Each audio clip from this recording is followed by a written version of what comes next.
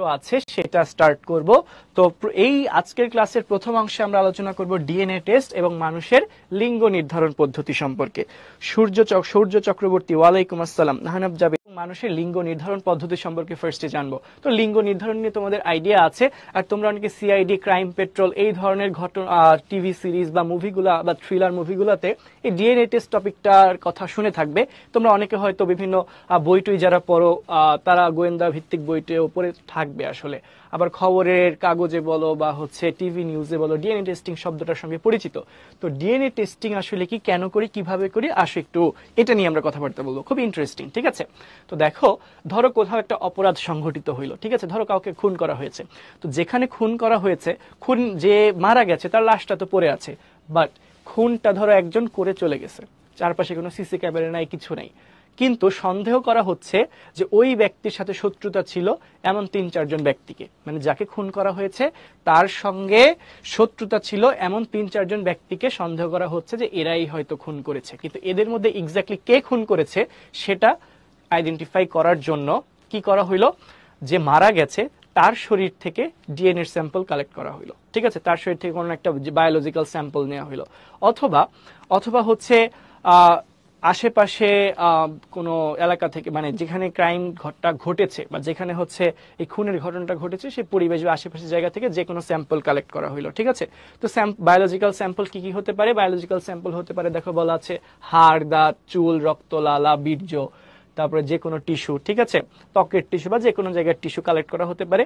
সেই টিস্যুটাকে সন্দেহভাজন ব্যক্তির, মানে সেই স্যাম্পল বা নমুনা হতে প্রাপ্ত ডিএনএ যে সিকোয়েন্স বা অনুক্রমটাকে সন্দেহভাজন ব্যক্তির ডিএনএ অনুক্রমের সঙ্গে মিলিয়ে দেখা হয়। যদি মিলে যায় তার মানে যাকে সন্দেহ করা হচ্ছে সেই ব্যক্তি আসলে দোষী বা প্রকৃত খুনি, আর যদি মিলে না যায় তাহলে সেই ব্যক্তি মানে আসলে যে নিষ্পাপ সেটা প্রমাণিত হয়, ঠিক আছে? তার মানে কি, আমরা হচ্ছে ঘটনাস্থল থেকে প্রাপ্ত ডিএনএ নমুনা এবং সন্দেহভাজন ব্যক্তির ডিএনএ নমুনা তুলনা করে দেখি, মিলাই দেখি যে মিলে যায় কিনা। যদি মিলে যায় তার মানে এই ব্যক্তিই দোষী, যদি মিলে না যায় তাহলে এই ব্যক্তি দোষ না। তো এই প্রসেসটাকে আমরা বলি ডিএনএ টেস্ট। আবার অনেক সময় দেখা যায় ডিসপুটেড প্যাটার্নিটি, মানে হচ্ছে পিতৃত্ব বা মাতৃত্ব নির্ধারণ করার ক্ষেত্রে, ধরো একটা বাচ্চা হারিয়ে গিয়েছে বা হচ্ছে একটা বাচ্চা আসলে দুইজন বাবা মা হচ্ছে, ধরো একটা বাবা মা আর আরেকজন বাবা মা, এরা হচ্ছে কি করতেছে, উভয়ই হচ্ছে তোমার সন্তানের পিতৃত্ব বা মাতৃত্ব দাবি করতেছে, ঠিক আছে? তো এখন বাচ্চাটা আসলে কাদের, এটা দেখার জন্য বাচ্চার ডিএনএর সাথে তাদের বাবার বা মায়ের ডিএনএ মিলিয়ে দেখা হয়। এটাও কিন্তু ডিএনএ টেস্টিং এর একটা, এটাও হচ্ছে কি একটা ডিএনএ টেস্টের সংজ্ঞাটা কি দিয়েছে। ফার্স্ট টাইম একটু ডিএনএ টেস্টের সংজ্ঞাটা দেখে নিব। কি বলেছে, যে অপরাধ স্থল অথবা অপরাধের শিকার এমন ব্যক্তির কাছ থেকে সংগ্রহ করা জৈবিক নমুনার ডিএনএ নকশাকে, জৈবিক নমুনা মানে বায়োলজিক্যাল স্যাম্পল, মানে অপরাধ সংঘটিত হয়েছে এমন ব্যক্তির কাছ থেকে অথবা মানে অপরাধের শিকার ব্যক্তির কাছ থেকে অথবা অপরাধ স্থল থেকে প্রাপ্ত জৈবিক নমুনার মধ্যে যে ডিএনএটা আছে সেই ডিএনএ নকশাকে সন্দেহভাজনের কাছ থেকে নেওয়া জৈবিক নমুনার ডিএনএ নকশার সাথে তুলনা করার বিজ্ঞান ভিত্তিক পদ্ধতিকেই আমরা কি বলছি, ডিএনএ টেস্ট বলছি, ঠিক আছে? ধরো যেখানে অপরাধ সংঘটিত হইল, যে বললাম যেখানে খুন করা হয়েছে সেই অপরাধ স্থল এবং অপরাধের শিকার ব্যক্তি মানে অথবা অপরাধের শিকার মানে যে মারা গিয়েছে তার শরীর থেকে যে জৈবিক নমুনা নেওয়া হয়েছে সেই জৈবিক নমুনার ভেতরে যে ডিএনএ, সেই ডিএনএ এর নকশা এবং যাকে সন্দেহ করা হচ্ছে তার শরীর থেকে যে বায়োলজিক্যাল বা জৈবিক নমুনা নেওয়া হয়েছে সেই নমুনার ডিএনএ নকশা মিলিয়ে দেখার যে বৈজ্ঞানিক পদ্ধতি সেটাকেই বলা হচ্ছে কি, সেটাকেই বলা হচ্ছে ডিএনএ টেস্ট। তোমরা কমেন্টে কি সব লিখে বেড়াচ্ছ? স্থল অথবা অপরাধীর শিকার ব্যক্তির কাছ থেকে আমরা যে জৈবিক নমুনাগুলো সংগ্রহ করি সেই জৈবিক শরীর থেকে সন্দেহভাজন ব্যক্তির শরীর থেকে সংগৃহীত জৈবিক নমুনার যে ডিএনএ নকশা সেটাকে মিলিয়ে দেখা হয়। এই পদ্ধতিকে আমরা, এই বিজ্ঞান ভিত্তিক পদ্ধতিটাকে আমরা কি বলছি, ডিএনএ টেস্টিং বলছি। এখন দেখো ডিএনএ টেস্টিং এর একটা ব্যবহারিক পদ্ধতি, বিজ্ঞান ডিএনএ টেস্টিং এর অনেক পদ্ধতি আছে। তো অনেক পদ্ধতির মধ্যে আমরা সবচেয়ে বেশি ব্যবহার করি যে পদ্ধতি সেটাকে আমরা বলি হচ্ছে ডিএনএ ফিঙ্গারপ্রিন্টিং। কি বলি? ডিএনএ ফিঙ্গারপ্রিন্টিং, ঠিক আছে? ডিএনএ ফিঙ্গারপ্রিন্টিং কে অনেকে ডিএনএ টাইপিং ও বলে থাকে। কি বলে থাকে? ডিএনএ ফিঙ্গারপ্রিন্টিং কে অনেকে ডিএনএ টাইপিং ও বলে থাকেন। এখন দেখো ডিএনএ টেস্ট সুসম্পন্ন করার জন্য প্রয়োজন হয় জৈবিক নমুনা। কি বলা হয়? ডিএনএ টেস্টটা করার জন্য আমাদের কি দরকার? বললাম যে জৈবিক নমুনা থেকেই তো আমরা ডিএনএ সংগ্রহ করব, তো আমাদের কি দরকার? আগে স্যাম্পল দরকার, জৈবিক নমুনা দরকার, ঠিক আছে? তো জৈবিক নমুনা কি কি হতে পারে এটা কিন্তু পরীক্ষায় আসে। এমসিকিউ আসে যে ডিএনএ টেস্টের জন্য নিচের কোনটি জৈবিক নমুনা হতে পারে, কোনটি হতে পারে না। ঠিক আছে, ওকে। জৈবিক নমুনা কি কি হইতে পারে? জৈবিক নমুনা হইতে পারে হচ্ছে হাড়, হতে পারে দাঁত, হতে পারে চুল, রক্ত, লালা, বীর্য, টিস্যু বা কলা। টিস্যুর বাংলাই হচ্ছে কলা। ঠিক আছে, টিস্যুর বাংলা কলা, এটা তোমরা ক্লাস 6 এর বাচ্চাও পারে, তোমরা পড়ে আসছো। এখন কিছু দুষ্টু বলবান জিজ্ঞাসা করতেছো বীর্য কি? বীর্য হচ্ছে শুক্রাশয় থেকে যে রস খরিত হয় সেটাকে বলে বীর্য। ঠিক আছে, আমরা বলি সেমিনাল ফ্লুইড। কি বলি? সেমিনাল ফ্লুইড বা সিমেন বা বীর্য। ঠিক আছে, তোমরা হচ্ছে শারীরিক শিক্ষা বই পড়ে আসছো না? বয়সন্ধিকালে ছেলেদের শারীরিক পরিবর্তনের মধ্যে অন্যতম কি? বীর্যপাত হয়। ঠিক আছে, বীর্যের মধ্যে কি থাকে? শুক্রাণু থাকে। শুক্রাণুর কাজ কি? শুক্রাণু হচ্ছে যৌন প্রজননের সময় এই যে জাইগোট তৈরি হয়, ডিম্বাণু আর শুক্রাণু মিলে জাইগোট তৈরি হয়। তো এই শুক্রাণুটা তৈরি হয় শুক্রাশয়ে। শুক্রাণু কোথায় তৈরি হয়? শুক্রাশয়ে। আর এই শুক্রাশয়ের ভেতরে তৈরি হওয়া শুক্রাণু, এটা হচ্ছে বের হওয়া পর্যন্ত সময় বিভিন্ন গ্রন্থির ক্ষরণ, প্রস্টেট গ্রন্থি এবং অন্যান্য গ্রন্থির ক্ষরণ দ্বারা একসাথে যুক্ত, অন্যান্য গ্রন্থির ক্ষরণ এবং শুক্রাণু মিলে তৈরি করে যে তরল, তার নাম হচ্ছে বীর্য। ঠিক আছে, এটা যারা জানো না, এই যে এখন জেনে নিয়েছো, কমেন্টে জিজ্ঞাসা করার এত কিছু নেই। ঠিক আছে, জেনে শুনে বারবার একই কমেন্ট যারা করতেছিলাম, এবার ক্লিয়ার?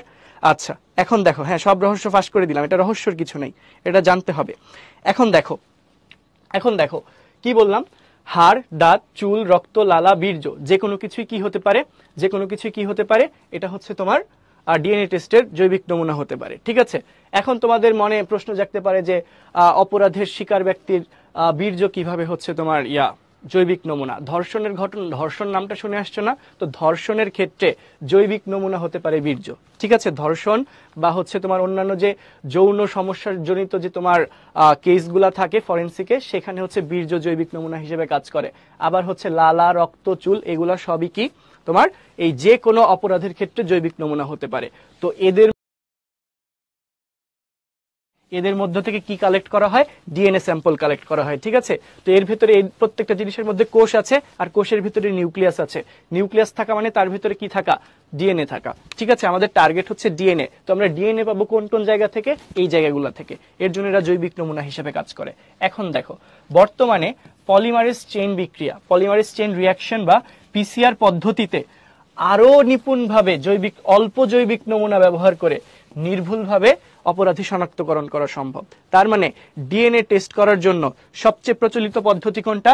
DNA fingerprinting. কোনটা? DNA fingerprinting. কিন্তু বর্তমানে আরো উন্নত একটা পদ্ধতি আসছে, সেটা কি? সেটা হচ্ছে পিসিআর, পলিমারেজ চেইন রিয়াকশন। নখ থেকেও ডিএনএ পাওয়া যাবে। ঠিক আছে, নখও স্যাম্পল। আচ্ছা, ডিএনএ ফিঙ্গারপ্রিন্টিং প্রক্রিয়াটা কেমনে হয়?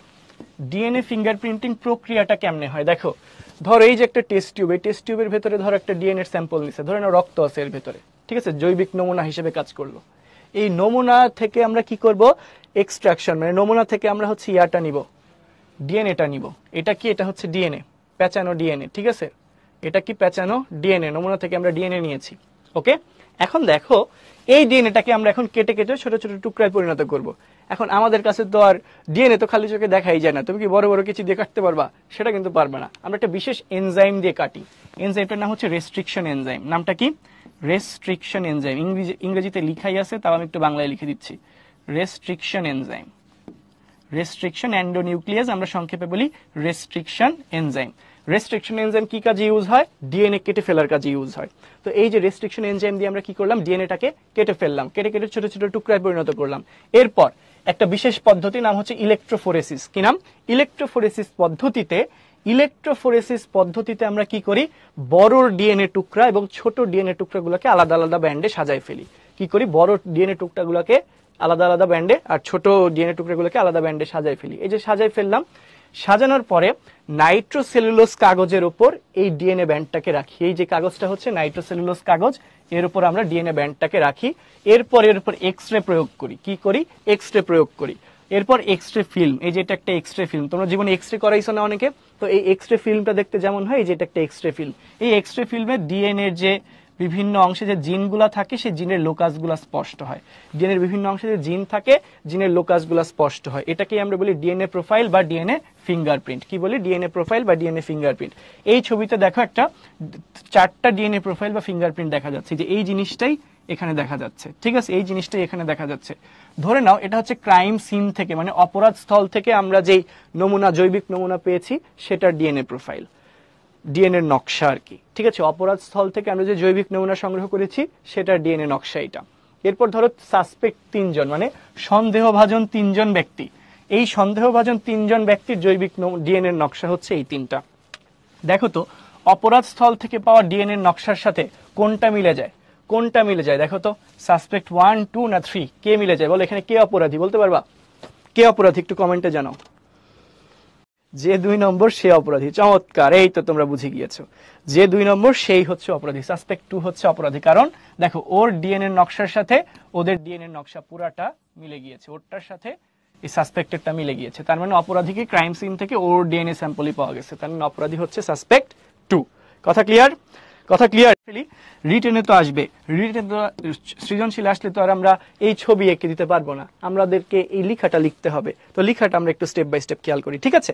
দেখো কি বলা আছে, প্রথমে কাজটা কি করতে হবে, জৈবিক নমুনা সংগ্রহ করতে হবে, এরপর রাসায়নিক পদ্ধতিতে ডিএনএ কে পৃথক করতে হবে, এরপরে কাঙ্ক্ষিত ডিএনএ কে আমরা কি করব, রেস্ট্রিকশন এনজাইমের সাহায্যে ছোট টুকরাতে পরিণত করব, এরপর ইলেকট্রোফোরেসিস পদ্ধতিতে ডিএনএ টুকরাগুলোকে দৈর্ঘ্য অনুসারে ব্যান্ড আকারে আলাদা করে ফেলবো, বড় টুকরাগুলো একসাথে, ছোট টুকরাগুলো আলাদাভাবে। এরপর দেখো নাইট্রোসেলুলোজ কাগজে রেডিও অ্যাক্টিভ আইস সাথে মিশিয়ে, মানে হাইব্রিডাইজ করে, মানে মিশিয়ে তার উপর আমরা কি করব, এক্স-রে দিব, তখন এক্স-রে ফিল্মের উপর ব্যান্ডের সারিগুলো নির্ণয় করা হয়, পদ্ধতিটাকে বলি অটো রেডিওগ্রাফ। এর ফলে যে ডিএনএ নকশার সাথে অন্য নমুনায় প্রাপ্ত ডিএনএ নকশা তুলনা করি, এরপরই আমরা কি করতে পারি, শনাক্ত করে ফেলতে পারি। Clear, DNA fingerprinting clear. আচ্ছা, লিঙ্গ নির্ধারণ পদ্ধতি কিভাবে হয়, মানুষের লিঙ্গ নির্ধারণ কিভাবে হয় দেখো, সেটা আমরা একটু পড়বো। আমাদের দেহে টোটাল ক্রোমোজোম আছে কত জোড়া, 23 জোড়া। আমাদের দেহে টোটাল কয়টা ক্রোমোজোম আছে, 23 জোড়া ক্রোমোজোম আছে। 23 জোড়া মানে কয়টা, 46টা, কয়টা, 46টা ক্রোমোজোম আছে। আর এর মধ্যে অটোজোম আছে 22 জোড়া, সেক্স ক্রোমোজোম আছে 1 জোড়া। তো 22 জোড়া মানে কয়টা, 44টা, 22 জোড়া মানে কয়টা, 44টা, আর 1 জোড়া মানে কয়টা, 2টা, ঠিক আছে। সেক্স ক্রোমোজোম আছে 2টা। তাহলে দেখো ক্রোমোজোম টোটাল 23 জোড়া, এর মধ্যে 22 জোড়াকে আমরা বলছি অটোজোম, বাকি 1 জোড়াকে আমরা কি বলছি, সেক্স ক্রোমোজোম, ঠিক আছে। তো এখন দেখো এই সেক্স ক্রোমোজোম আবার 2 রকম হতে পারে, কি কি, একটা হতে পারে এক্স আর একটা হতে পারে ওয়াই, হতে পারে এক্স, হতে পারে ওয়াই। যদি 2টা সেক্স ক্রোমোজোমে এক্স হয় তাহলে কি হবে, সন্তান হবে হচ্ছে মেয়ে, যদি একটা এক্স একটা ওয়াই হয় তাহলে কি হবে, ছেলে, তাহলে কি হবে, ছেলে, ঠিক আছে, তাহলে সন্তানটা কি হবে, ছেলে হবে। তো এখন দেখো মানুষের লিঙ্গ নির্ধারণ, এই ছবিটা, পাশের ছবিটার দিকে যদি একটু খেয়াল করো, দেখো ছেলেদের মাঝে, বাবার মাঝে কি একটা এক্স ক্রোমোজোম আছে, একটা ওয়াই ক্রোমোজোম আছে, মায়ের মাঝে দুইটাই কি থাকে, এক্স ক্রোমোজোম থাকে।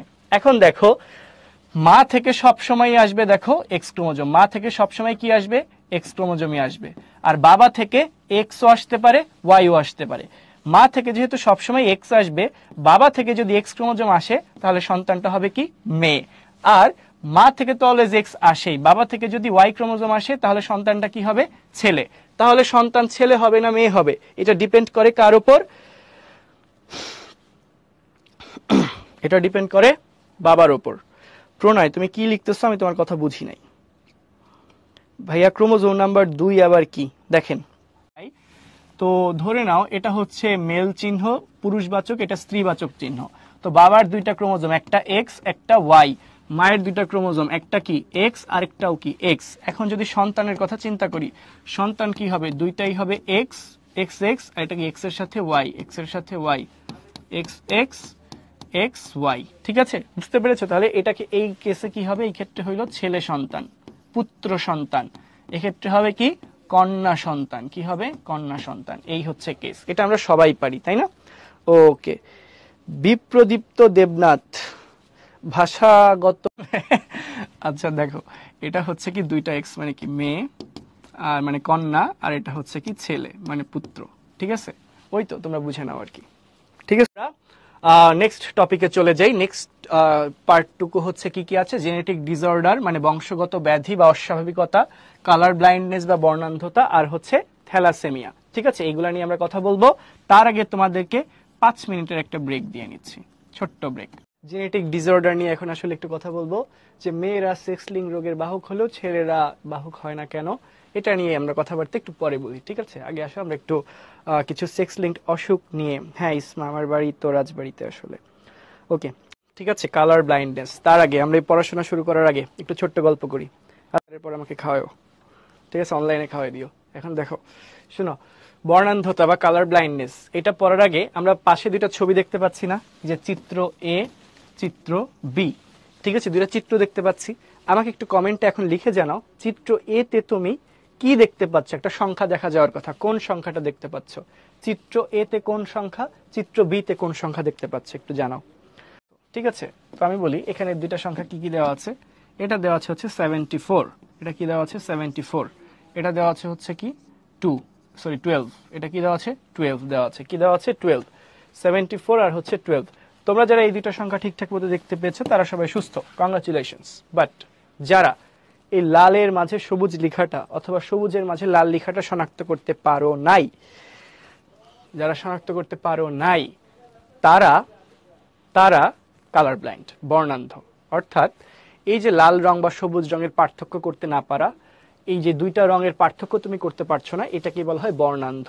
ঠিক আছে, বর্ণের দিক থেকে অন্ধ, মানে বর্ণ বা রঙের দিক থেকে তুমি অন্ধ, রংটা শনাক্ত করতে পারো না। ঠিক আছে, তো বর্ণান্ধতা বিভিন্ন রকমের হতে পারে। যেমন আমরা এখানে একটা ছবি দিয়েছিলাম, এটা হচ্ছে লাল এবং সবুজ বর্ণান্ধতা আছে কিনা সেটা টেস্ট করার জন্য। যারা লাল এবং সবুজ রং পার্থক্য করতে পারে না তাদেরকে আমরা বলি লাল সবুজ বর্ণান্ধ। ঠিক আছে, মানে লাল এবং সবুজ রঙের পার্থক্য করতে না পারাকে বলি লাল সবুজ বর্ণান্ধতা। নীল এবং হলুদ রঙের পার্থক্য করতে না পারাকে আমরা কি বলি, নীল হলুদ বর্ণান্ধতা। এরকম অনেক ধরনের বর্ণান্ধতা হতে পারে। তো এখন আসি একটু বলে ফেলি বর্ণান্ধতাটা কেন হয়। ঠিক আছে, বর্ণান্ধতা একটা সেক্স ক্রোমোজোমাল ডিসঅর্ডার, মানে সেক্স ক্রোমোজোমের ত্রুটির কারণে বর্ণান্ধতা হয়ে থাকে। তো সেক্স ক্রোমোজোম কি কি আছে, এক্স আছে আর হচ্ছে ওয়াই ক্রোমোজোম আছে। তাহলে কোন ক্রোমোজোমের ত্রুটির কারণে বর্ণান্ধতা হয় জানো? এক্স ক্রোমোজোমের ত্রুটির কারণে বর্ণান্ধতা হচ্ছে। কেন হয়? এক্স ক্রোমোজোমের ত্রুটির কারণে। কেন হবে? এক্স ক্রোমোজোমে ত্রুটির কারণে বর্ণান্ধতা হবে, এক্স ক্রোমোজোমের ত্রুটিজনিত কারণে বর্ণান্ধতা হবে। তাহলে এক্স ক্রোমোজোমের ঝামেলা হলে কি হবে? বর্ণান্ধতা হবে। ঠিক আছে, এখন দেখো, হ্যাঁ জোড়া জোড়া কালারের হয়, তুমি দুইটা কালার ডিফারেন্স দেখতে পারবে না। এখন দেখো, এখন একটু খেয়াল করো এই বর্ণান্ধতাটা কেন হয়। এই যে আমাদের চোখে বর্ণ সংবেদী কিছু কোষ থাকে, রড কোষ, কোন কোষ, নাম শুনেছো হয়তো। তো আমাদের চোখে যে বর্ণ সংবেদী কোষগুলা থাকে, এই বর্ণ সংবেদী কোষের মধ্যে বিভিন্ন রঞ্জক পদার্থ বা পিগমেন্ট থাকে। যেমন রড কোষের মধ্যে থাকে রডোপসিন, কোন কোষের মধ্যে থাকে আয়োডোপসিন, এদেরকে আমরা বলি রঞ্জক পদার্থ বা পিগমেন্ট। তো বর্ণ শনাক্তকারী রঞ্জক বা পিগমেন্ট যদি আমাদের চোখে ঠিকঠাক মতো তৈরি না হয়, বা আমাদের চোখের যে স্নায়ু কোষ সেখানে বর্ণ সংবেদী পিগমেন্টগুলো যদি তৈরি না হয়, সেক্ষেত্রে আমরা কোনো বর্ণ দেখতে পাই না, শনাক্ত করতে পারি না। ঠিক আছে, এটাকেই আমরা কি বলছি? বর্ণান্ধতা বা লাল সবুজ বর্ণান্ধতা বা কালার ব্লাইন্ডনেস। তো বর্ণান্ধতার সংজ্ঞাটা এখানে হচ্ছে, সংজ্ঞা আকারে আমরা না দেখলেও একটু খেয়াল করো কি বলেছে। বর্ণান্ধতার কোনো চিকিৎসা নেই, কিংবা বর্ণান্ধতা রোগী কখনোই সুস্থ হয় না। কিভাবে আমরা বর্ণান্ধতা পরীক্ষা করি? ইশিহারা চার্ট দিয়ে। ঠিক আছে, ইশিহারা কালার টেস্ট বলি আমরা। এই যে ইশিহারা চার্টের দুইটা পৃষ্ঠা এখানে দেখানো হয়েছে। ইশিহারা চার্ট হচ্ছে এরকম কতগুলা পৃষ্ঠা, যার মধ্যে বিভিন্ন রঙে বিভিন্ন সংখ্যা লেখা থাকে। তো যারা শনাক্ত করতে পারে তারা তো সুস্থ, আর যারা পারে না তারা বর্ণান্ধ। এইভাবে আমরা আর কি একটা রোগী বর্ণান্ধ নাকি সুস্থ সেটা চেক করি। এরপর ধর কি বলছে, পুরুষদের ক্ষেত্রে প্রতি 10 জনে একজন কালার ব্লাইন্ড হতে দেখা গেলেও খুব কম নারীরাই কালার ব্লাইন্ড হয়। ঠিক আছে, ছেলেরা সাধারণত বর্ণান্ধ হয়ে থাকে, ছেলেদের ক্ষেত্রে বর্ণান্ধতা দেখা যায়, মেয়েরা সাধারণত কি হয় না, বর্ণান্ধ হয় না। আচ্ছা, থ্যালাসেমিয়া রোগ কি বলেন না ভাইয়া, কেন? সূর্য চক্রবর্তী, এই যে এই ধরনের কোষ, সেখানে রং শনাক্তকারী একাধিক পিগমেন্টের অভাবে রোগী লাল কালার এবং হলুদ কালারের পার্থক্য করতে পারে না। ঠিক আছে, এরপর দেখো বংশগতির কারণে আমরা কি বললাম, সেক্স ক্রোমোজোমের ডিসঅর্ডারের কারণে, সেক্স ক্রোমোজোমের ত্রুটির কারণে বর্ণান্ধতা হয়। তো সেক্স ক্রোমোজোমের ত্রুটি মানে কি? এটা একটা বংশগত রোগ। তো বংশগত কারণ ছাড়াও বর্ণান্ধতা হতে পারে। কি জন্য? হাইড্রক্সিক্লোরোকুইন নামক ওষুধ সেবনের সাইড ইফেক্ট হিসেবে। পিগমেন্ট মানে রঞ্জক, একটা ওষুধ। এই ওষুধটা কিসের জন্য আমরা ইউজ করি? এই ওষুধটা সাধারণত তোমার রিউমাটয়েড আর্থ্রাইটিস। ঠিক আছে, রিউমাটয়েড আর্থ্রাইটিস একটা রোগ। এই রিউমাটয়েড আর্থ্রাইটিস রোগের চিকিৎসায় হাইড্রক্সিক্লোরোকুইনিন নামক ওষুধটা ব্যবহৃত হয়। তো যারা রিউমাটয়েড আর্থ্রাইটিসে ভোগে তারা লং টাইম যখন হাইড্রক্সিক্লোরোকুইনিন জাতীয় ওষুধ খায়, তাদের ক্ষেত্রে ওষুধের পার্শ্ব প্রতিক্রিয়া বা সাইড ইফেক্ট হিসেবে কি হতে পারে? এই যে রং শনাক্তকারী যে রঞ্জক বা পিগমেন্টের কথা বললাম, সেই পিগমেন্টটা নষ্ট হয়ে যেতে পারে। সেক্ষেত্রে রোগী আর রং শনাক্ত করতে পারবে না, তখন কি হয়ে যাবে? কালার ব্লাইন্ড হয়ে যাবে। ঠিক আছে, ওকে, না হচ্ছে, আসো এটা আমরা একটু দেখি। দেখো এখানে কি বলছে পিতা মাতা, এটা বোঝাইছে পিতা, এটা বোঝাইছে মাতা। তো পিতা মাতার ফিনোটাইপটা কিরকম বলছে বর্ণান্ধ পুরুষ। পিতা কেমন বর্ণান্ধ আর মাতা কেমন স্বাভাবিক। এখন একটু খেয়াল করো, আমরা বলেছিলাম বর্ণান্ধতা হচ্ছে সেক্স ক্রোমোজোমাল ডিসঅর্ডার। কোন ক্রোমোজোমের ত্রুটির কারণে? এক্স ক্রোমোজোমের ত্রুটির কারণে বর্ণান্ধতা হয়। এখন দেখো ছেলেদের ক্ষেত্রে এক্স ক্রোমোজোম একটা, ওয়াই ক্রোমোজোম একটা। তো একটা এক্স ক্রোমোজোমে তার মানে কি এটা থাকলে আমরা কি বুঝতেছি, ধরে নাও এক্স ওয়াই স্বাভাবিক মানে সুস্থ পুরুষ, ঠিক আছে, এটা সুস্থ পুরুষ। বাট যদি এমন হয় এইটা ধরো এক্স ক্রোমোজোম, এটা ওয়াই ক্রোমোজোম, এক্স ক্রোমোজোমে কালার ব্লাইন্ডনেস, ধরো বর্ণান্ধতা কালার ব্লাইন্ডনেস সি জিন আছে, ধরো এক্স ক্রোমোজোমটা বর্ণান্ধতার জিন দ্বারা আক্রান্ত, সেক্ষেত্রে পুরুষ কি হয়ে যাবে? বর্ণান্ধ হয়ে যাবে। সেক্ষেত্রে পুরুষ কি হবে? বর্ণান্ধ পুরুষ হবে। এখন মেয়েদের ক্ষেত্রে দেখো এক্স এক্স, এটা কি সুস্থ নারী, এটা কেমন নারী? সুস্থ মেয়ে।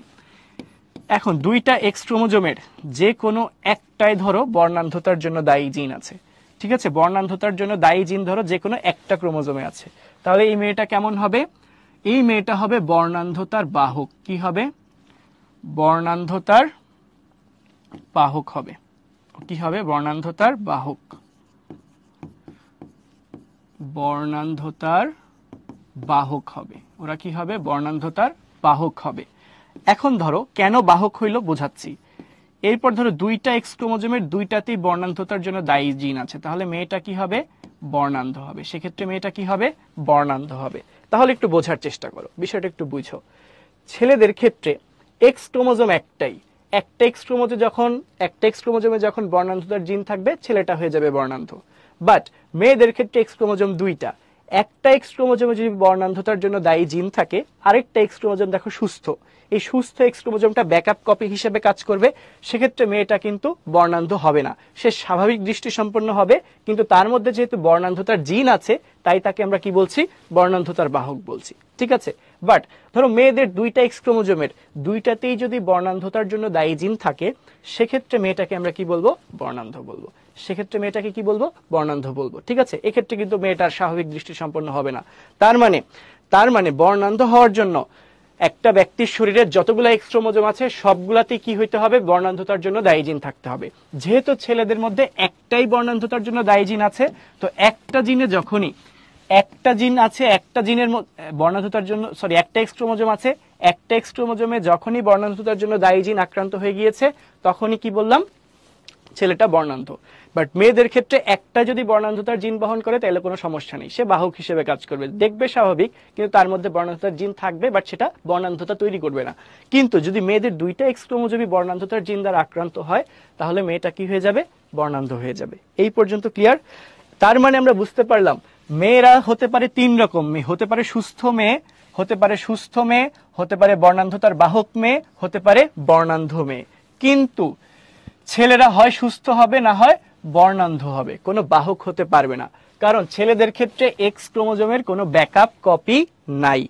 কারণ ছেলেদের ক্ষেত্রে এক্স ক্রোমোজোমের কোনো ব্যাকআপ কপি নাই। বুঝতে পারছো? যেহেতু ছেলেদের একটা এক্স ক্রোমোজোম, সব কোনো ভালো এক্স ক্রোমোজোমের ব্যাকআপ কপি থাকার সুযোগ নেই, কাজেই ছেলেরা বংশগত রোগ বা সেক্স লিঙ্ক রোগের বাহক হইতে পারে না। মেয়েরা বাহক হতে পারলেও ছেলেরা পারে না। দেখো একটু আগে প্রশ্নটা ছিল জেনেটিক ডিসঅর্ডার মানে সেক্স লিঙ্ক রোগ, সেক্স ক্রোমোজোমের ত্রুটির কারণে যে রোগগুলা হচ্ছে, সেই রোগের ক্ষেত্রে মেয়েরা বাহক হতে পারলেও ছেলেরা বাহক হয় না। কথা ক্লিয়ার? কেন হয় না আনসার ক্লিয়ার? কেন হয় না আনসার ইজি? ওকে। অপূর্ব বাহকটা কি সেটা বুঝো নাই? এতক্ষণ পরে আবার কি বলো? বাহক বুঝো নাই? দেখো এই যে মেয়েটা, এই ক্লিয়ার কিনা? Okay clear, very good. পুরুষের সাথে একটা বর্ণান্ধ পুরুষ মানে আমি ধরে নিলাম বর্ণান্ধ পুরুষ যেহেতু, তাহলে ধরে নিলাম এক্স ওয়াই দুইটা ক্রোমোজোম, এক্স ক্রোমোজোমে কালার ব্লাইন্ডের জন্য দায়ী জিন আছে, আর স্বাভাবিক মহিলা, তার মানে দুইটা এক্স ক্রোমোজোমে কি নরমাল। তাহলে আমি যদি একটু দেখাই এভাবে যদি দেখাই, ধরো এটা হচ্ছে পুরুষবাচক চিহ্ন মানে পিতা বোঝাচ্ছে, এটা স্ত্রীবাচক চিহ্ন মানে মাতা বোঝাচ্ছে। তার মানে পুরুষের দুইটা গ্যামেট কি হবে? একটা হবে কি এক্স সি, আরেকটা হবে কি ওয়াই, মানে একটা বর্ণান্ধতার জন্য দায়ী, একটা হচ্ছে ওয়াই জিন। এরপর দেখো মেয়েদের ক্ষেত্রে দুইটা স্বাভাবিক এক্স জিন, এক্স ক্রোমোজোম, দুইটা এক্স ক্রোমোজোম। তাহলে সন্তানদের ক্ষেত্রে কি কি হতে পারে? একটা এক্স সি এক্স, এই দুইটা মিলে, এরপর এটার সাথে এইটা মিলাও এক্স ওয়াই, এরপর এই এক্স এর সাথে এই এক্স সি এক্স, এরপর কি এই এক্স এর সাথে ওয়াই, এই এক্স এর সাথে ওয়াই। তার মানে আমরা কি পাচ্ছি দেখো তো? তার মানে আমরা পাচ্ছি XCX, তার মানে এটা হচ্ছে বাহক মেয়ে। কেমন মেয়ে? বাহক মেয়ে। এই মেয়েটাও কেমন? বাহক মেয়ে। কেমন? বাহক মেয়ে।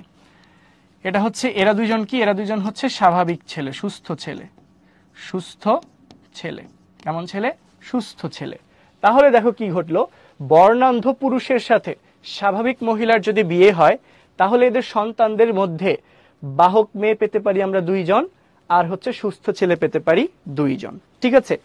হোয়াই এক্স ইজ, এই পুরুষ যখন একটা স্বাভাবিক মহিলারে বিয়ে করলো তখন তার মেয়েরা কিন্তু স্বাভাবিক, তার মেয়েরা স্বাভাবিক, কিন্তু ভেতরে কি আছে? বর্ণান্ধতার জিন আছে। এই স্বাভাবিক মেয়েকে যখন আরেকটা সুস্থ ছেলে বিয়ে করবে তখন কিন্তু ওই সুস্থ ছেলের যে বংশধর তার মধ্যেও বর্ণান্ধতার জন্য দায়ী জিন চলে যাবে। ঠিক আছে? তার মধ্যেও কি যাবে? বর্ণান্ধতার জন্য দায়ী জিন চলে যাবে। আবার ওই ওই বাহক ছেলেকে বা ওই বাহক, এখন দেখো বর্ণান্ধতার জিন চলে যাবে না ওই সুস্থ ছেলের পরিবারে, ওই সুস্থ ছেলের যে ছেলে সন্তান হবে সে কি হয়ে যাবে? বর্ণান্ধ হয়ে যাবে। বর্ণান্ধতার জিন কার থেকে পাইছে? মায়ের থেকে পাইছে, কারণ একটা এক্স ক্রোমোজোমে বর্ণান্ধতার জিন থাকলেই সন্তান মানে ছেলে সন্তান বর্ণান্ধ হয়ে যাবে। বুঝতে পারছো? এভাবে বাহক থেকে এটা ছড়াইতে পারে। বাহক মেয়ে মানে দেখো এক্স এক্স, দুইটা এক্স এক্স আছে, তার মানে হচ্ছে মেয়ে। তার মানে একটা এক্স ক্রোমোজোম সি দ্বারা আক্রান্ত, মানে বর্ণান্ধতার জিন দ্বারা আক্রান্ত। তাহলে কি বলবো? বর্ণান্ধতার জিন বহন করে। তাহলে কি বলবো? মেয়েটা হচ্ছে বর্ণান্ধতার বাহক।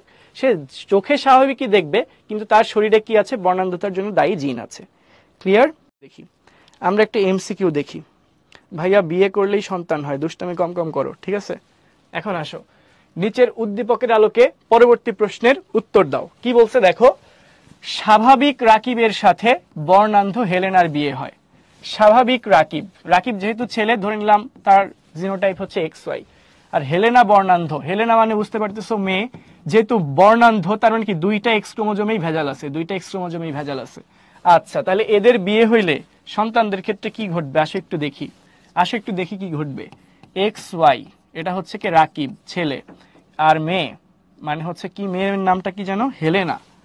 মেয়ের নামটা হচ্ছে হেলেনা, এটা হচ্ছে হেলেনা। তো ও হচ্ছে বর্ণান্ধ, তার মানে XC। এখন এদের সন্তানদের ক্ষেত্রে কি ঘটবে দেখি। এই এক্স, এই এক্স, একটা হচ্ছে XC, তাহলে XCX। এরপর হচ্ছে এই এক্স এর সাথে হচ্ছে আরেকটা এক্স নিলাম, তাহলে কি? এটাও XCX। এরপর ধরো আমরা এই ওয়াই এর সাথে এই এক্সটাকে নিলাম, তাহলে কি পাবো? XCY। এরপর এই ওয়াই এর সাথে এই XCটাকে নিলাম, তাহলে কি পাবো? XCY। তার মানে দেখো এই যে আমরা দুইটা ছেলে সন্তান পাচ্ছি, মেয়ে সন্তান পাচ্ছি, দুইটা মেয়ে সন্তানই কি? বর্ণান্ধতার বাহক। দুইটা মেয়ে সন্তান কি? বর্ণান্ধতার বাহক। দুইটা মেয়ে সন্তানই কি হচ্ছে? বর্ণান্ধতার বাহক হচ্ছে। কেন বর্ণান্ধতার বাহক বলতেছি আমরা বলতো? বর্ণান্ধতার বাহক বলতেছি এই কারণে, দুইটা এক্স ক্রোমোজোম আছে তার মানে কি? মেয়ে। দুইটা এক্স ক্রোমোজোম আছে তার মানে কি? মেয়ে। এবং একটা এক্স ক্রোমোজোম বর্ণান্ধতার জিন দ্বারা আক্রান্ত, আরেকটা কিন্তু ভালো আছে, তার মানে সে কি? বর্ণান্ধতার বাহক মেয়ে। দুইটা মেয়ে বর্ণান্ধতার বাহক। আর এই যে দুইটা ছেলে, দুইটা ছেলেই কিন্তু বর্ণান্ধ। দুইটা ছেলেই কেমন? বর্ণান্ধ। কেন দুইটা ছেলে বর্ণান্ধ? দেখো এক্স ক্রোমোজোম একটা করে আছে, আর এই একটা এক্স ক্রোমোজোমই বর্ণান্ধতার জিন সি দ্বারা আক্রান্ত, তার মানে ছেলেগুলা কি হবে? বর্ণান্ধ হবে। কথা ক্লিয়ার হয়েছে? কথা ক্লিয়ার? আচ্ছা, আবার থ্যালাসেমিয়া। এই বোকা ছেলে, পুরুষের দোষ থাকবে না কেন? এই বর্ণান্ধ পুরুষ, এই যে পুরুষটা বর্ণান্ধতা না, বর্ণান্ধ পুরুষ না, এই বর্ণান্ধ পুরুষ যদি একটা স্বাভাবিক দৃষ্টিসম্পন্ন মেয়েরে বিয়ে করে তাহলে ওদের সন্তানের মধ্যেই তো বর্ণান্ধতা ছড়াই যাবে। তাহলে পুরুষের দোষ থাকবে না কেন? বর্ণান্ধতা ছড়ানোর জন্য নারী পুরুষ সবারই দোষ আছে, সমান দোষ থাকবে। এখন দেখো কি বলো তাহলে, ছেলে সন্তান বর্ণান্ধ হওয়ার সম্ভাবনা কত? ঠিক আছে, ছেলে সন্তান, তাদের সন্তান যদি ছেলে হয় তাহলে বর্ণান্ধ হওয়ার সম্ভাবনা কত? দেখো এখানে ছেলে সন্তান কয়টা? ছেলে সন্তান কয়টা? ছেলে সন্তান কয়টা? দুইটা না? ছেলে সন্তান দুইটা। এই দুইটা ছেলে সন্তানের মধ্যে বর্ণান্ধ হইছে কয়টা? দুইটাই বর্ণান্ধ হইছে না? তাহলে দুইটার মধ্যে দুইটাই বর্ণান্ধ হইছে। যেহেতু পার্সেন্টেজে চাইছে 100% লিখলাম। 2/2 কত? 1 ইন্টু 100%। কত হইলো তাহলে আনসার? 100%। তাহলে ছেলে সন্তানদের বর্ণান্ধতা হওয়ার সম্ভাবনা শতভাগ, মানে ছেলে হইলেই সেটা বর্ণান্ধ হবে। ঠিক আছে, ছেলে হলেই সেটা বর্ণান্ধ হবে। কথা ক্লিয়ার? কথা ক্লিয়ার? ছেলে হলেই সেটা কি হবে? বর্ণান্ধ হবে। ঠিক আছে, এখন আসো থ্যালাসেমিয়া। এই যে থ্যালাসেমিয়াটা কি? থ্যালাসেমিয়া হচ্ছে লোহিত রক্তকণিকার অস্বাভাবিকতা জনিত রোগ। কি বললাম? লোহিত রক্তকণিকা। নাম শুনেছে কোনোদিন? আরবিসি, লোহিত রক্তকণিকা, আরবিসি, লোহিত রক্তকণিকার অস্বাভাবিকতা জনিত রোগ। লোহিত রক্তকণিকার অস্বাভাবিকতা থাকবে, লোহিত রক্তকণিকার অস্বাভাবিকতা জনিত রোগ। ঠিক আছে? নরমালি লোহিত রক্তকণিকা, একটা নরমাল লোহিত রক্তকণিকার আকৃতি কেমন হয় জানো? দ্বি অবতল চাকতির মতো। একটা নরমাল লোহিত রক্তকণিকার আকৃতি কেমন? দ্বি অবতল চাকতির মতো। তোমরা ছোটবেলায় মিস্টার ম্যাঙ্গো, অ্যালপেনলিবে অথবা প্রাণ মিল্ক ক্যান্ডি, ঠিক আছে, এই ধরনের রাফি, আপনার নাম পর্যন্ত বলেননি, কি বলেন এসব? লোহিত কণিকা মানে এরিথ্রোসাইট। ঠিক আছে? ওকে, এখন একটু শুনেন, লোহিত রক্তকণিকার অস্বাভাবিকতা জনিত রোগ। আচ্ছা ঠিক আছে, এখন একটু শুনেন, দুষ্টামি করেন না, শুনেন একটু পড়াশোনা করি না, রক্তকোষ বলবো না, রক্তকণিকা। ঠিক আছে, এখন একটু শুনেন। দেখেন লোহিত রক্তকণিকার আকৃতি কিরকম হয়? দ্বি অবতল চাকতির মতো। ধরে নাও এটা একটা বৃত্ত, এটাই যে আরেকটা বৃত্ত। ঠিক আছে? যদি সাইড, এটা হচ্ছে সামনে থেকে দেখলে এরকম দেখা যাবে, পাশ থেকে দেখলে কিরকম? এই যে এরকম। ঠিক আছে? এটা হচ্ছে লোহিত রক্তকণিকা। এটা কি? লোহিত কণিকা। আমরা একবারে সংক্ষেপে লিখলাম, এটা কি? লোহিত কণিকা, মানে লোহিত রক্তকণিকা। ঠিক আছে? এই লোহিত রক্তকণিকার আকৃতি হচ্ছে দ্বি অবতল চাকতির মতো, এই পাশে অবতল, এই পাশে অবতল, ডিস্ক লাইক। ঠিক আছে? তোমরা হচ্ছে অ্যালপেনলিবে চকলেট খেয়েছো, বা হচ্ছে কি বলবো, প্রাণ মিল্ক ক্যান্ডি চকলেট খেয়েছো, অথবা মিস্টার ম্যাঙ্গো এই টাইপ কিছু চকলেট খেয়েছো না? বা এই যে কফি চকলেট গুলো পাওয়া যায় না, এই চকলেট গুলোর আকৃতি হচ্ছে লোহিত রক্তকণিকার মতো। কিসের মতো? লোহিত রক্তকণিকার মতো। কথা ক্লিয়ার? রেড ব্লাড কর্পাসলস, এদের আকৃতি হচ্ছে লোহিত রক্তকণিকার মতো। ওকে জি, লোহিত রক্তকণিকা। ঠিক আছে? লোহিত রক্তকণিকা দ্বি অবতল চাকতির মতো, এটা হচ্ছে স্বাভাবিক আকৃতি। তো যদি এমন হয় যে লোহিত রক্তকণিকা এরকম স্বাভাবিক আকৃতির তৈরি হচ্ছে না, অস্বাভাবিক আকৃতির লোহিত কণিকা তৈরি হচ্ছে, ধরেন এরকম দেখতে লোহিত কণিকা তৈরি হইতেছে, তাহলে এটা কি স্বাভাবিক আকৃতি হবে? এটা কি লোহিত কণিকার স্বাভাবিক আকৃতি হবে? এটা কিন্তু খারাপ আকৃতি। এটাকে আমরা বলি অস্বাভাবিক আকৃতি। তো অস্বাভাবিক আকৃতির লোহিত রক্তকণিকা তৈরি হওয়ার কারণে যে রোগটা হচ্ছে, সেটাকে আমরা কি বলছি? থ্যালাসেমিয়া। সেটাকে কি বলছি? থ্যালাসেমিয়া। তাই কি বললাম? লোহিত কণিকার অস্বাভাবিকতা জনিত রোগটা কি? থ্যালাসেমিয়া। এখন একটু শোনো, সাইজ শেপ ঠিক থাকবে না। কেন ঠিক থাকবে না? একটু বুঝাই বলি। দেখো, লোহিত রক্তকণিকার ভেতরে, লোহিত রক্তকণিকা মানে হচ্ছে লাল রক্তকণিকা। লোহিত শব্দের অর্থ হচ্ছে লাল। তো লোহিত রক্তকণিকা মানে লাল রঙের কণিকা। ঠিক আছে? তো লাল লোহিত রক্তকণিকাটা কেন লাল হয়? দেখো, আমরা যদি একটু বুঝাই বলি, শুরু থেকে বলি। দেখো, রক্তটা লাল হয় না, রক্ত লাল হয় কারণ রক্তের ভেতরে লাল রঙের কণিকা আছে, অর্থাৎ লোহিত রক্তকণিকা আছে। তাই এখন যদি বলি লোহিত রক্তকণিকা কেন লাল হয়? লোহিত রক্তকণিকা লাল হয় কারণ এর ভেতরে হিমোগ্লোবিন আছে। তাই কি আছে? হিমোগ্লোবিন আছে। এখন এই হিমোগ্লোবিনের মধ্যে গ্লোবিন নামক প্রোটিন থাকে। কি থাকে? গ্লোবিন নামক প্রোটিন থাকে। এই গ্লোবিনটা কি ধরনের প্রোটিন? গ্লোবিউলিন জাতীয় প্রোটিন। কেমন প্রোটিন? গ্লোবিউলিন জাতীয় প্রোটিন। এই গ্লোবিউলিন জাতীয় প্রোটিন দুই রকমের হতে পারে। গ্লোবিউলিন জাতীয় প্রোটিন কয় রকমের হতে পারে? দুই রকমের হতে পারে। ঠিক আছে? এই গ্লোবিউলিন জাতীয় প্রোটিন দুই রকমের, একটা হচ্ছে আলফা গ্লোবিউলিন, আরেকটাকে আমরা বলছি বিটা গ্লোবিউলিন। কি বলছি? আলফা গ্লোবিউলিন আর বিটা গ্লোবিউলিন। এখন দেখো, এই আলফা গ্লোবিউলিন যদি ঠিকঠাক মতো তৈরি না হয়, তাহলে লোহিত কণিকাও ঠিক মতো তৈরি হবে না, বলবো আলফা থ্যালাসেমিয়া। যদি বিটা গ্লোবিউলিন ঠিক মতো তৈরি না হয়, তাহলে কি লোহিত কণিকা ঠিক মতো তৈরি হবে না, কি বলবো? Beta thalassaemia. তাহলে দেখো, কোন ধরনের গ্লোবিউলিন তৈরি না হওয়ার কারণে থ্যালাসেমিয়া হচ্ছে, তার উপর ভিত্তি করে আমরা বললাম থ্যালাসেমিয়া দুই প্রকার। আলফা গ্লোবিউলিন ঠিকঠাক মতো তৈরি না হলে বলবো আলফা থ্যালাসেমিয়া, বিটা গ্লোবিউলিন ঠিকঠাক মতো তৈরি না হলে বলবো বিটা থ্যালাসেমিয়া।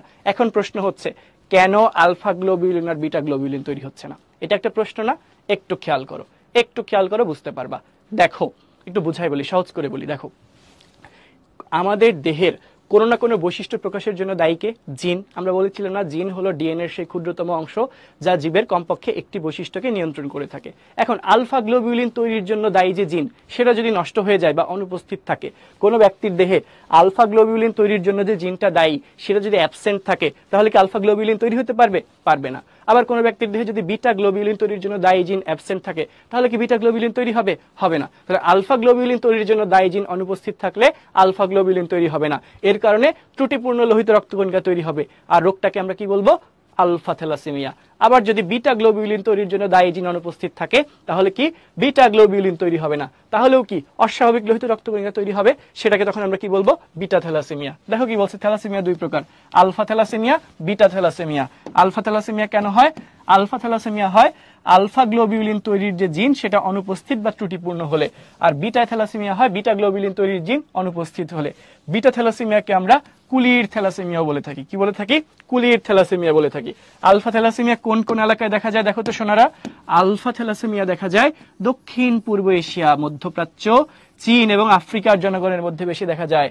আর বিটা থ্যালাসেমিয়া দেখা যায় ভূমধ্যসাগরীয় মানুষজনে, ভূমধ্যসাগরীয় এলাকায়, যেমন এছাড়াও আফ্রিকান, আমেরিকান, চীন এবং এশিয়াতেও থ্যালাসেমিয়া দেখা যায়। প্রথম থ্যালাসেমিয়া আবিষ্কৃত হয় কোথায়? ভূমধ্যসাগর এলাকায়। দেখো থ্যালাসা, থ্যালাসা, থ্যালাসা শব্দের অর্থ হচ্ছে সাগর, থ্যালাসা শব্দের অর্থ হচ্ছে সাগর। ঠিক আছে, এই সাগর থেকেই আসছে থ্যালাসেমিয়া। প্রথম এই ভূমধ্যসাগরীয় এলাকায় প্রথম ইয়া পাওয়া গেছিল, থ্যালাসেমিয়া আবিষ্কৃত হয়েছিল, তাই তার নাম হয়ে গিয়েছে কি? নাম হয়ে গিয়েছে কি? থ্যালাসেমিয়া। টিকটিকি রক্ত সাদা হয় কারণ হিমোগ্লোবিন থাকে না। এখন শোনো, এখন আসো থ্যালাসেমিয়ার লক্ষণ কি কি? থ্যালাসেমিয়া হলে কি হবে? মাতৃগর্ভে থাকা অবস্থায় শিশু মারা যাবে, খুবই দুঃখের কথা, রক্ত শূন্যতায় শিশু মারা যাবে।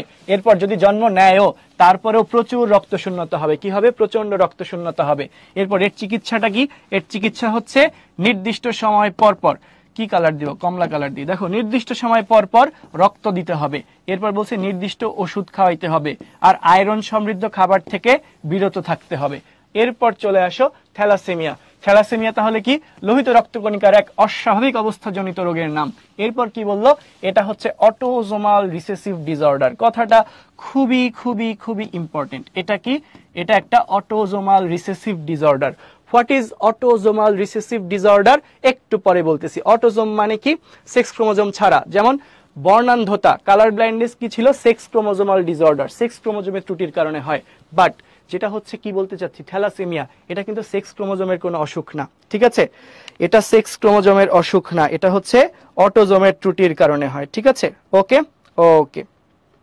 এখন দেখো, আচ্ছা প্রণয় বিয়ে করতে তো চাও না, তাহলে প্র্যাকটিক্যাল করতে চাও, এসব আজে বাজে কথা লিখো কেন? প্র্যাকটিভ ডিসঅর্ডার, অটোজোমাল রিসেসিভ ডিসঅর্ডার কি আমি একটু পরে বুঝাই দিচ্ছি, তার আগে একটু নিচে আসো।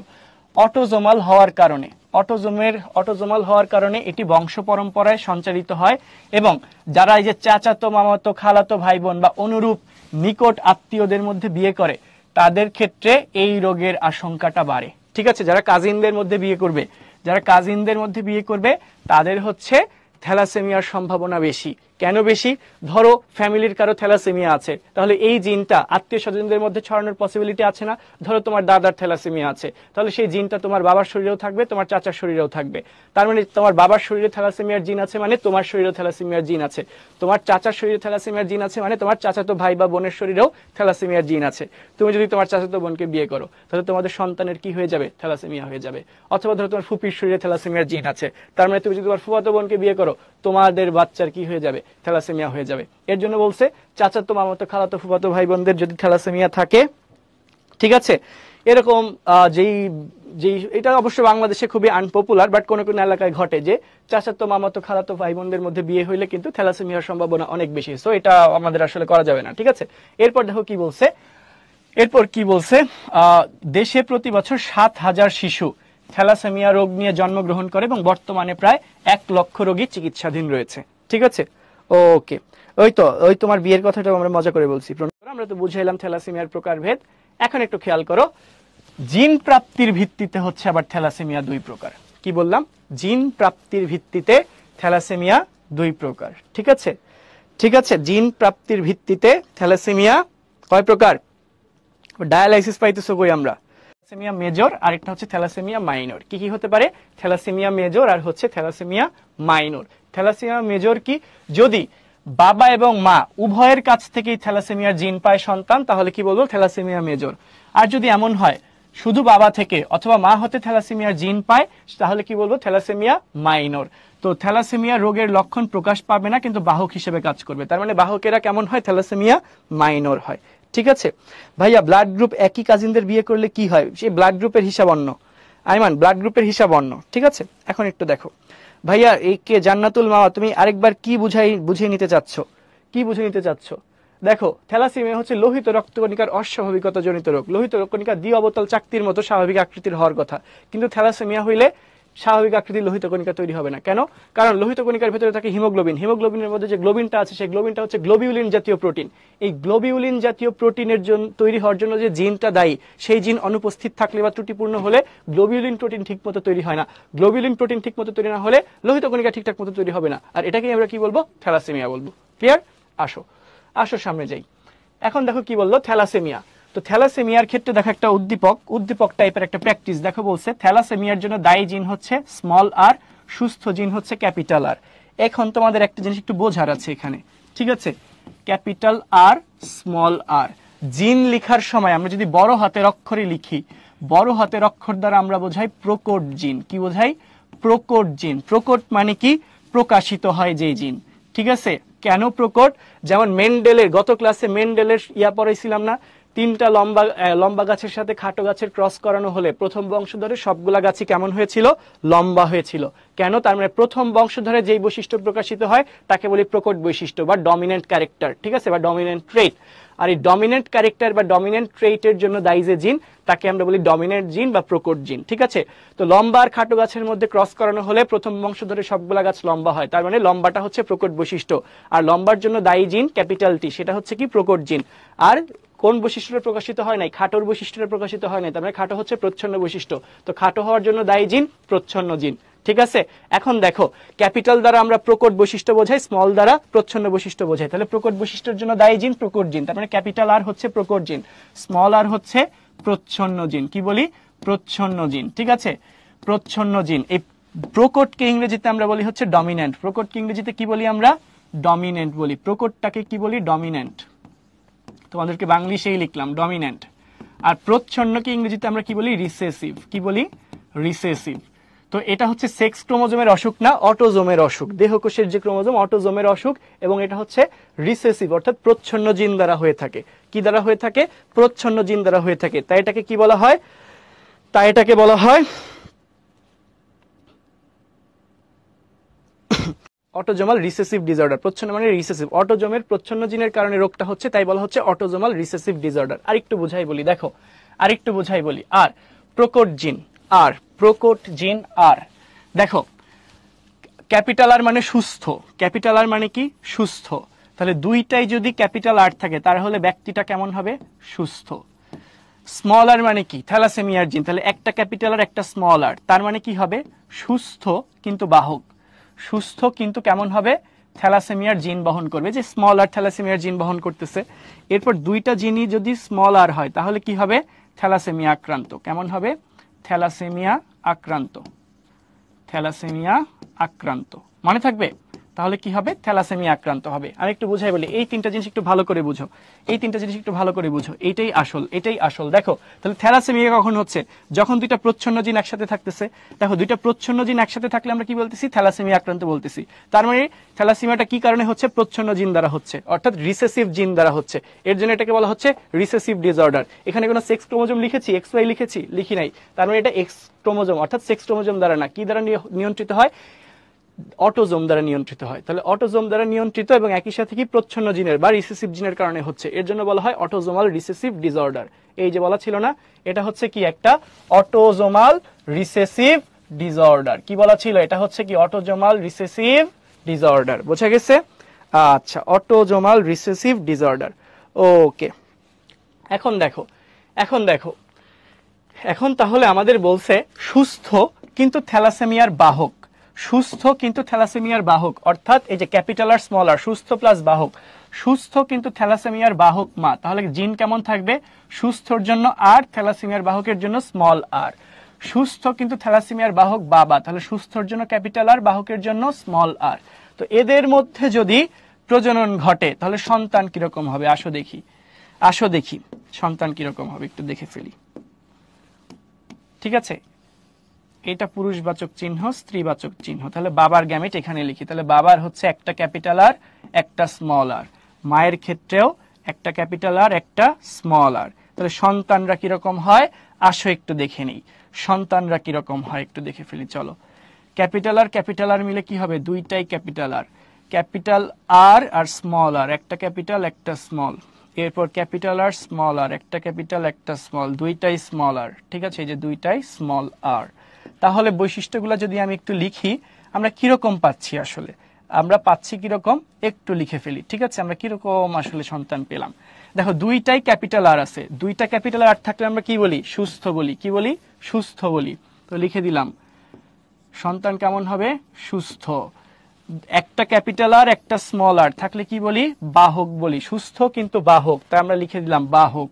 এটা কি হবে? থ্যালাসেমিয়ার বাহক। এটা কেমন হবে? থ্যালাসেমিয়ার বাহক।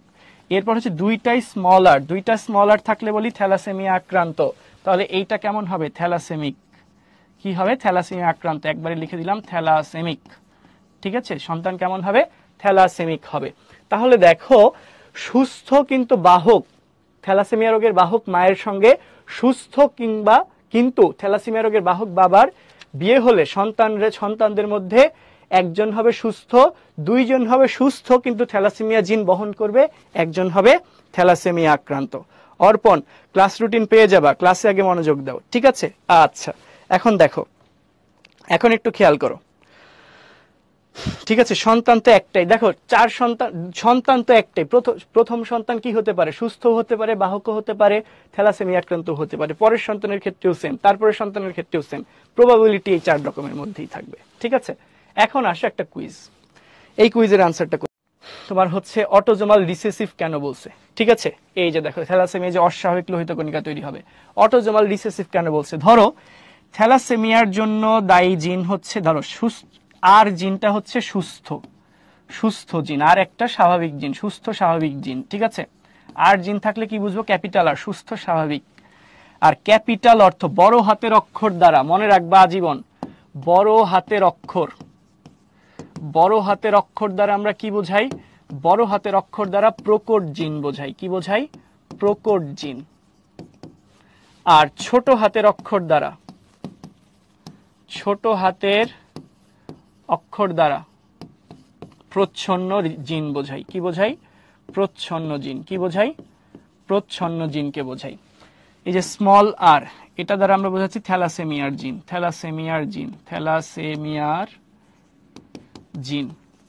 তো থ্যালাসেমিয়ার জিনটা কি? প্রকট জিন না প্রচ্ছন্ন জিন? যারা বুঝো নাই তারা একটু দেখো। ঠিক আছে, প্রকট ক্যাপিটাল আর এটা কি? প্রকট জিন। আর স্মল আর এটা কি? প্রচ্ছন্ন জিন। তার মানে থ্যালাসেমিয়ার জিনটা একটা কেমন জিন? প্রচ্ছন্ন জিন। তো থ্যালাসেমিয়া কখন হয়? যখন দুইটা প্রচ্ছন্ন জিন থাকে, তখনই কি হয়? থ্যালাসেমিয়া হয়। দুইটা প্রচ্ছন্ন জিন থাকলে কি হয়? থ্যালাসেমিয়া হয়। তাহলে থ্যালাসেমিয়া কি প্রচ্ছন্ন জিনের কারণে হচ্ছে না? প্রচ্ছন্ন জিনের কারণে হচ্ছে না। তার মানে এই প্রচ্ছন্ন জিনটা কোথায় আছে? অটোজোমে আছে, সেক্স ক্রোমোজোমে না কিন্তু। কোথায় আছে? অটোজোমে আছে। তাহলে অটোজোমে অবস্থিত প্রচ্ছন্ন জিনের কারণে কি হচ্ছে? থ্যালাসেমিয়া হচ্ছে। তো আর প্রচ্ছন্ন শব্দের ইংরেজি হচ্ছে রিসেসিভ। তাহলে অটোজোমে অবস্থিত রিসেসিভ জিনের কারণে থ্যালাসেমিয়া হচ্ছে, তাই থ্যালাসেমিয়াকে বলা হচ্ছে অটোজোমাল রিসেসিভ ডিসঅর্ডার। ক্লিয়ার? এবার ক্লিয়ার? ওকে, ঠিক আছে। আচ্ছা, এখন শোনো, থ্যালাসেমিয়াটা আরেকবার বুঝিয়ে দিব। কি বুঝিয়ে দিব ভাইয়া থ্যালাসেমিয়া? তুমি একটু স্পেসিফাই করে বলো তো। সুমন হচ্ছে রং আলাদাভাবে শনাক্ত করতে পারে না, তার মানে এটা একটা সমস্যা। কি? বর্ণান্ধতা। এরপর রহিম সাহেবের মেয়ে হচ্ছে কে? সুজানা কি করতে পারে না? লোহিত কণিকার এক অস্বাভাবিক অবস্থাজনিত রোগে ভুগছে, তার মানে এটা কি? তার রক্ত শূন্যতাও দেখা দিচ্ছে, তার মানে এটা কি? থ্যালাসেমিয়া। তো এখন ঘতে কি বলেছে? গতে বলেছে সুমনের সমস্যার কারণ, অর্থাৎ কি বর্ণান্ধতার কারণ সমূহ ব্যাখ্যা করো। আর সুজানার রোগ কোনটা? থ্যালাসেমিয়া যে মা বাবার কাছ থেকে তার দেহে সঞ্চারিত হয়েছে, এটা কিভাবে হয়েছে সেটা ব্যাখ্যা করবা। ঠিক আছে, লিখবা। পরীক্ষার খাতা ধরো তুমি ক নাম্বারে কি জ্ঞানমূলক প্রশ্ন থাকে না? ক নাম্বারে কি থাকে? জ্ঞানমূলক প্রশ্ন থাকে। তো এক কথায় তুমি ধরো সংজ্ঞাটা লিখে ফেললা, সংজ্ঞা বা কোন একটা জ্ঞানমূলক তথ্য আসছে, এক কথায় লিখে দিবা।